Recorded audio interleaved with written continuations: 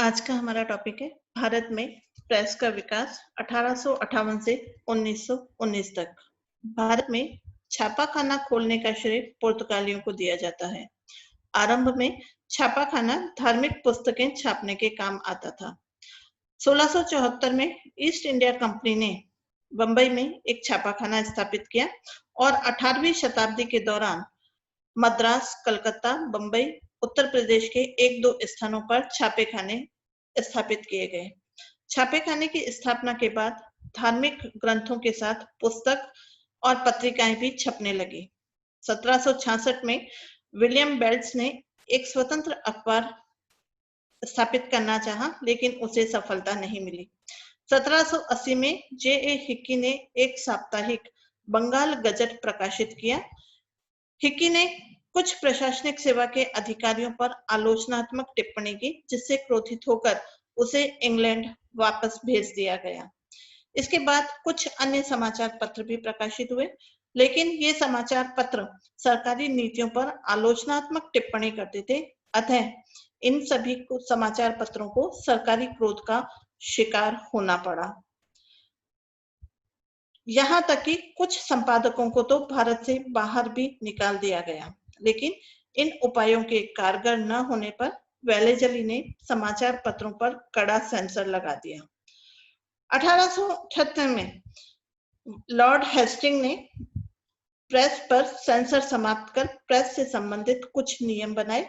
इन नियमों के द्वारा सरकार के प्रति उच्च सरकारी, प्रशासनिक और न्यायिक अधिकारियों के प्रति आलोचना निषेध कर दी गई। उन समाचार पत्रों पर रोक लगा दी गई जिनसे समाज में विवाद पैदा होने का डर होता हो।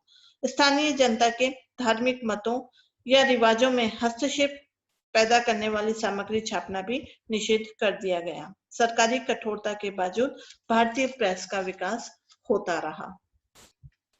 भारतीय समाचार पत्रों का जन्म 19वीं शताब्दी के दूसरे दशक में हुआ।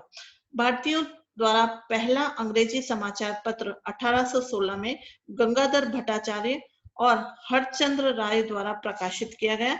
उन्होंने इसका नाम बंगाल गजट रखा, लेकिन भारतीय भाषा में पत्र निकालने की वास्तविक शुरुआत श्री रामपुर के मिशनरियों के द्वारा की गई थी और 1818 में बंगाल का पहला मासिक पत्र दिग्दर्शन के नाम से प्रकाशित हुआ, जो साहित्यिक, वैज्ञानिक और ऐतिहासिक विषयों तक ही सीमित रहा था। 1818 में ही मार्शमैन ने संपादकत्व में समाचार दर्शन नामक एक साप्ताहिक प्रकाशित हुआ, जो 1841 तक चलता रहा। 1822 में राजा राममोहन राय ने एक साप्ताहिक फारसी भाषा में मिरात उल अखबार और अंग्रेजी में ब्रह्मनिकल मैगजीन निकालना आरंभ किया। इन समाचार पत्रों के प्रभाव से भारतीयों ने राजनीतिक और सामाजिक विषयों पर विचार विमर्श करना आरंभ किया। अंग्रेज इससे चौकन्ने हो गए। अब समाचार पत्रों पर प्रतिबंध लगाना और भी आवश्यक समझा जाने लगा। 1823 में इन पत्रों पर जो प्रतिबंध लगाए गए, उनके विरुद्ध राजा राममोहन राय न्यायालय भी गए, लेकिन उन्हें कोई सफलता नहीं मिली। 19वीं शताब्दी में स्थिति यह थी कि भारतीय समाचार पत्र सरकार की आलोचना बहुत कम किया करते थे। प्रकाशक वर्ग इन समाचार पत्रों की परवाह नहीं करते थे, क्योंकि जनमत पर इनका प्रभाव जो था वो बहुत कम था। फिर भी इन समाचार पत्रों ने सामाजिक व धार्मिक विषयों, शिक्षा संबंधी समस्याओं पर चर्चा करके भारतीय जनमानस को प्रेस के महत्व की ओर आकर्षित किया था। अंग्रेजी समाचार पत्रों के प्रकाशन से पत्रकारिता का दौर आरंभ हुआ था। भारतीयों और अंग्रेजों के अंग्रेजी समाचार पत्रों में कुछ मौलिक भेद थे। अंग्रेजी समाचार पत्रों को कुछ विशेष अधिकार और सुविधाएं प्राप्त थी और उनका दृष्टिकोण भारतीयों के विरुद्ध संकीर्ण था। वे जातीय गौरव से भरे हुए हुआ करते थे। 19वीं शताब्दी के उत्तरार्ध में प्रकाशित होने वाले प्रमुख समाचार पत्र टाइम्स ऑफ इंडिया, कलकत्ता से स्टेट्समैन, इंग्लिशमैन, मद्रास से मद्रास मेल, इलाहाबाद से पायोनियर आदि थे। इन एंग्लो इन एंग्लो इंडियन समाचार पत्रों में इंग्लिशमैन विशेषकर रूढ़िवादी और प्रतिक्रियावादी था। भारतीयों द्वारा भी अंग्रेजी में समाचार पत्र जो थे वो निकाले गए थे। एंग्लो इंडियन अखबारों की तुलना में ये समाचार पत्र अधिक महत्वपूर्ण थे, जिनके संपादक भारतीय हुआ करते थे। सबसे पहला महत्वपूर्ण समाचार पत्र हिंदू पैट्रियट था। 1855 में हरीश चंद्र मुखर्जी इसके संपादक बने। वे निर्भीकता से बागान मालिकों के अत्याचारों की पोल खोलने और किसानों की सहायता में लगे रहे थे। 1861 में इनकी मृत्यु के बाद कृष्णदास पाल इसके संपादक बने। ये ब्रिटिश शासन के प्रशंसक थे और ब्रिटिश उदार मत का प्रतिपादन किया करते थे। पैट्रियट पक्ष के मुकाबले में गिरीश चंद्र घोष ने 1886 में रैयतों के अनुभवों और विचारों को सामने लाने के लिए बंगाली नामक पत्र का प्रकाशन आरंभ किया था। 1879 में सुरेंद्रनाथ बैनर्जी ने इस पत्र को ले लिया और इसे सरकार का निर्भीक आलोचक और भारतीय पक्ष का अथक समर्थक बना दिया था। 1861 में दूसरा समाचार पत्र इंडियन मिरर रविंद्रनाथ ठाकुर के आर्थिक प्रयासों से आरंभ हुआ था। 1868 में घोष बंधुओं ने अमृत बाजार पत्रिका नामक बंगला पत्र प्रकाशित किया। दादा भाई नौरोजी ने 1882 में वॉइस ऑफ इंडिया नामक पत्र निकाला था। इस शताब्दी के संधि काल में 11 मराठी अंग्रेजी और 13 गुजराती अंग्रेजी पत्र निकलते थे। 1889 में तिलक ने मराठा नाम से अंग्रेजी पत्र चलाया था, लेकिन इसे उतनी लोकप्रियता नहीं मिली जितनी की केसरी को मिली थी। 1857 से 1877 तक भारतीय भाषाओं के विकास को दर्शाते हुए डॉक्टर ताराचंद लिखते हैं कि 1857 से पहले ही भारतीय भाषाओं के पत्र, विशेषकर उर्दू पत्रों ने विद्रोह के जमाने में बहुत महत्वपूर्ण हिस्सा लिया था। 1857 के बाद प्रशासकों के विरोध के बावजूद इनकी प्रगति तेज रही। सरकार वास्तव में इन पत्रों के प्रभाव से डरती थी। यद्यपि इनकी वास्तविक ग्राहक संख्या कम थी, लेकिन इनके प्रभाव का कोई मापदंड नहीं था। भारतीय समाचार पत्र के विकास को हम 2 चरणों में बांट सकते हैं। एक 1857 से 1880 तक और दूसरा 1880 से 1905 तक। पहले चरण में भारतीय समाचार पत्र सामाजिक व धार्मिक मामलों में उतने ही संबंध थे जितने राजनीतिक मामलों में। वस्तुतः राजनीति के मामलों में भारतीय समाचार पत्रों का रुख ब्रिटिश सरकार के प्रति राजभक्तिपूर्ण था। कभी कभी कुछ आलोचना अवश्य की जाती थी, जो कि कर्कश भी हो जाती थी। यह माना जाता था कि ब्रिटिश शासन हमारे लिए न केवल लाभदायक है, बल्कि ईश्वर की देन है। इस समय ब्रिटेन की नीयत पर बहुत अधिक विश्वास किया जाता था और पाश्चात्य सभ्यता और संस्कृति को प्रेरित करने वाले उदार और लोकतांत्रिक सिद्धांतों की प्रशंसा की जाती थी। दूसरे चरण में राजनीति को महत्व दिया गया और समाज सुधार की प्राथमिकता कुछ कम हो गई थी। शिक्षित भारतीयों, अंग्रेज जनता और अफसरों के बीच संबंध अब बिगड़ते चले गए थे। अब सरकार की नीतियों को संदेह से देखा जाने लगा था और उन पर उग्रता से टीका भी की जाने लगी थी। यद्यपि ब्रिटेन के साथ संबंध विच्छेद और स्वतंत्रता के विचार अभी नहीं पनपे थे, लेकिन पराधीनता का अपमान लोगों को छूने लगा था। 1857 में लॉर्ड कैनिंग ने समाचार पत्रों को नियंत्रित करने का प्रयास भी किया, लेकिन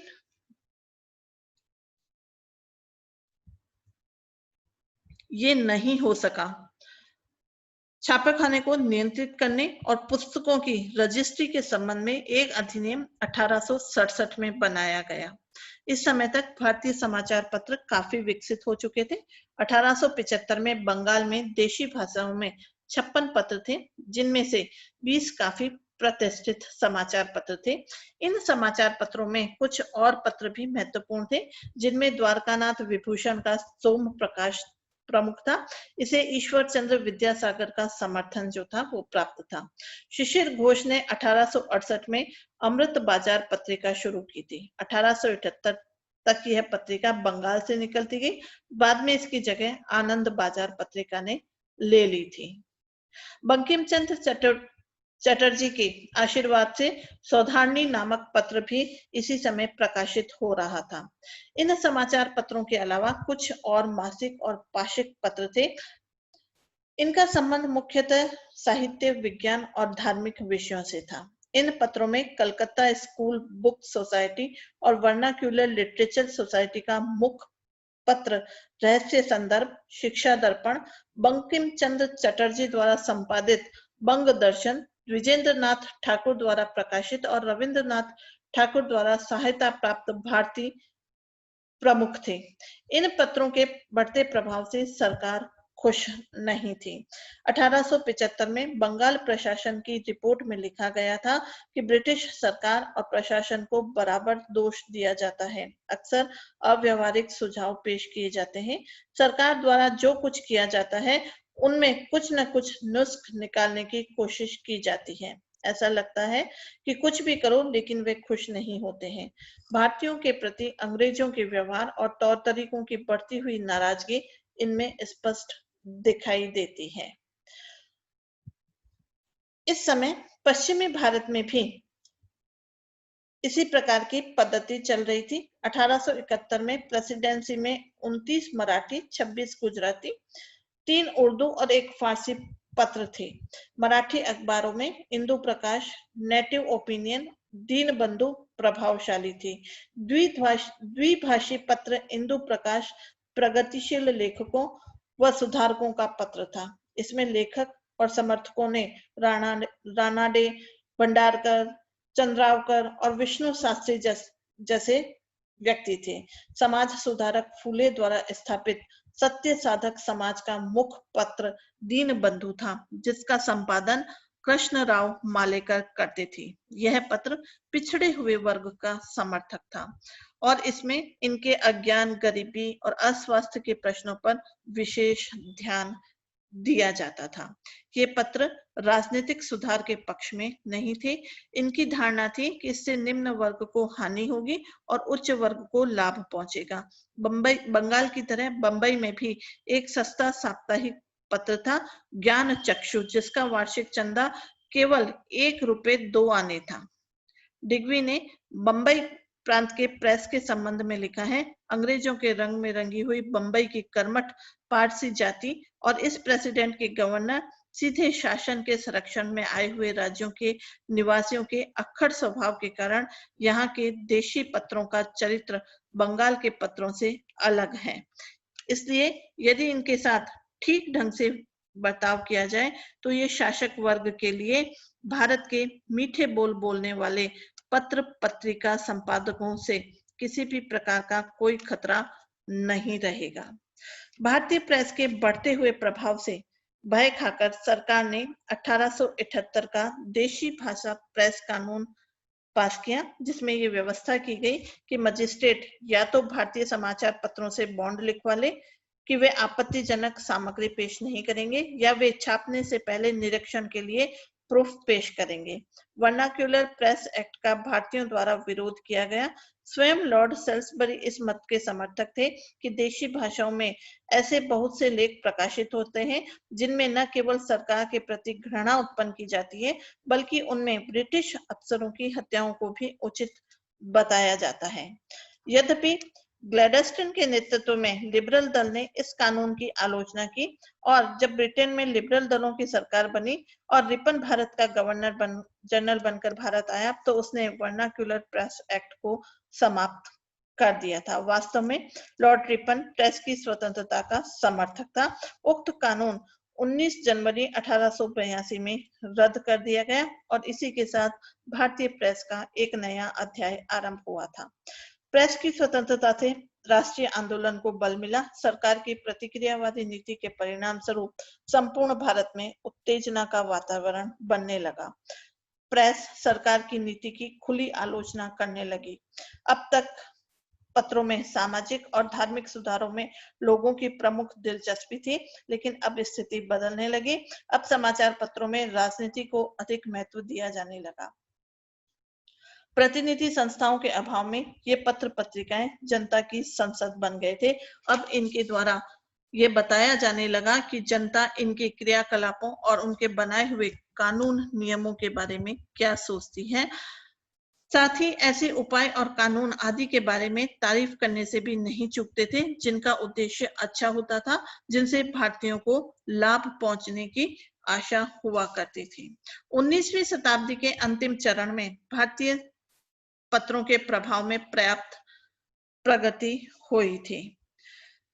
उत्तर पश्चिमी प्रांतों और अवध में 1884 में प्रकाशित पत्रों की संख्या 95 थी, जो 1960 में बढ़कर 109 हो गई थी। 1900 में दक्षिण में समाचार पत्रों और दूसरे पत्रों की संख्या 161 थी। बंगाल विभाजन और प्रथम विश्व युद्ध की घटनाओं के परिणाम स्वरूप भी अनेक समाचार पत्रों का विकास हुआ था। भारतीय समाचार पत्रों के बढ़ते हुए प्रभाव से ब्रिटिश सरकार अत्यंत नाराज थी। वास्तव में वह समाचार पत्रों पर अंकुश लगाना चाहती थी। अतः 1873 में बंगाल के गवर्नर सर जॉर्ज कैंपबेल ने भारत सरकार को यह सुझाव दिया कि ऐसा कानून बनाना होगा जिससे सरकार के विरुद्ध राजद्रोहपूर्ण बातें लिखने और प्रकाशित करने वाले लोगों को बिना मुकदमे के जल्द से जल्द सजा दी जाए। 1878 में लॉर्ड लिटन ने भारतीय समाचार पत्र अधिनियम पारित किया। इस अधिनियम से जिला दंड नायकों को यह अधिकार दिया गया कि वह किसी भी मुद्रक या प्रकाशक से लिखित रूप में यह आश्वासन ले सकता है कि वह किसी विशेष प्रकार की सामग्री प्रकाशित नहीं करेगा। वे जमानत भी ले सकते हैं और आश्वासन का उल्लंघन करने पर उसे जब्त भी किया जा सकता है। इस अधिनियम के तहत सबसे पहले सोम प्रकाश नामक समाचार पत्र के विरुद्ध 1889 में कार्यवाही की गई थी। 1882 में लॉर्ड रिपन ने इस अधिनियम को रद्द कर दिया था। 1906 के बाद ब्रिटिश सरकार विरोधी गतिविधियों के बढ़ जाने से ब्रिटिश शासकों ने भारतीय प्रेस और समाचार पत्रों पर कठोर नियंत्रण स्थापित करने का निश्चय किया। 1908 में भारतीय समाचार पत्र अधिनियम पारित किया गया, जिसके अनुसार जिलाधीश को किसी भी समाचार पत्र को बंद करने और उसके छापे खाने पर कब्जा करने का अधिकार दे दिया गया। यदि वह समाचार पत्र सरकार विरोधी भावनाएं भड़का रहा होता तो ये कार्यवाही की जा सकती थी। इस अधिनियम के तहत सरकार ने बंगाल में वंदे मातरम, संध्या और युगांतर को बंद कर दिया था। 1910 में एक और भारतीय समाचार अधिनियम पारित किया गया। इस अधिनियम के अधीन जिलाधीश को किसी भी समाचार पत्र के प्रकाशक और छापे खाने के मालिक से 500 से लेकर 5000 तक की जमानत लेने का अधिकार दिया गया। एक बार जमानत जब्त किए जाने के बाद जमानत की राशि और अधिक बढ़ाई जा सकती थी। इस समय लगभग 500 पुस्तकों को अवैध घोषित कर उनके प्रकाशन को रोक दिया गया था। 5 लाख से अधिक की धनराशि जमानत जब्त करने से इस समय प्राप्त हुई थी। अंग्रेजी राज्य के विरुद्ध लिखने वालों पर सबसे अधिक मुकदमा तिलक के ऊपर चलाया गया था। केसरी के कुछ लेखों पर आपत्ति करते हुए तिलक को 6 वर्ष के लिए काले पानी का दंड जो था वो दिया गया था। यद्यपि तिलक पर मुकदमा चलाने से सरकार विरोधी लेख या समाचार पत्रों में कोई कमी नहीं आई थी, बल्कि सरकार की नीयति पर संदेह बढ़ गया था। भारतीय समाचार पत्रों ने राष्ट्रीय चेतना जागृत करने में भी बड़ा योगदान दिया था। ये समाचार पत्र ब्रिटिश शासकों के अन्यायपूर्ण कार्यों का पर्दाफाश करते और देशवासियों में आत्मविश्वास, आत्मगौरव और आत्मसम्मान की भावनाएं उत्पन्न किया करते थे।